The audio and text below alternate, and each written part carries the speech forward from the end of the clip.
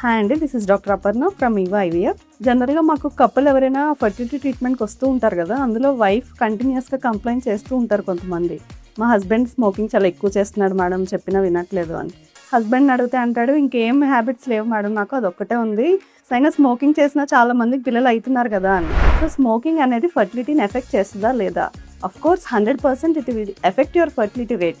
అది ఏ విధంగా అనేది నేను ఈరోజు మీకు ఎక్స్ప్లెయిన్ చేస్తాను. సో స్మోకింగ్ చేసినప్పుడు బాడీలో నికోటిన్ అనే సబ్స్టెన్స్ రిలీజ్ అవుతుంది.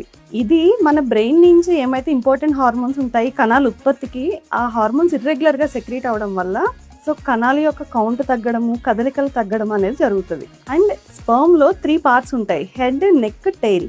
సో స్పర్మ్ యొక్క జెనెటిక్ మెటీరియల్ని మనం డిఎన్ఏ అంటాము. ఈ డిఎన్ఏ అంతా కాంపాక్ట్ అయ్యి హెడ్లో ఉంటుంది. సో స్మోకింగ్ చేసినప్పుడు ఆ డిఎన్ఏ అనేది డ్యామేజ్ అవుతుంది. దీన్ని డిఎన్ఏ ఫ్రాగ్మెంటేషన్ అంటాము. సో దీనివల్ల మనకు ఇన్ఫర్టిలిటీ ఇష్యూస్ అనేవి కామన్గా చూస్తూ ఉంటాం. సో ఇన్ఫర్టిలిటీ ఇష్యూస్తో బాధపడేటప్పుడు, ఇన్ కేస్ ప్రెగ్నెన్సీ ప్లాన్ చేసుకునేటప్పుడు ఖచ్చితంగా స్మోకింగ్ క్విట్ చేయాలి. అండ్ స్మోకింగ్ క్విట్ చేసిన తర్వాత దాని యొక్క ఎఫెక్ట్ ఇమీడియట్ విత్ ఇన్ 10 daysలో 15 daysలో తెలియదు. ఖచ్చితంగా 3 months టైం పడుతుంది మళ్ళీ హెల్తీ స్పర్మ్ అనేది ప్రొడ్యూస్ కావడానికి. So this is all about smoking and infertility.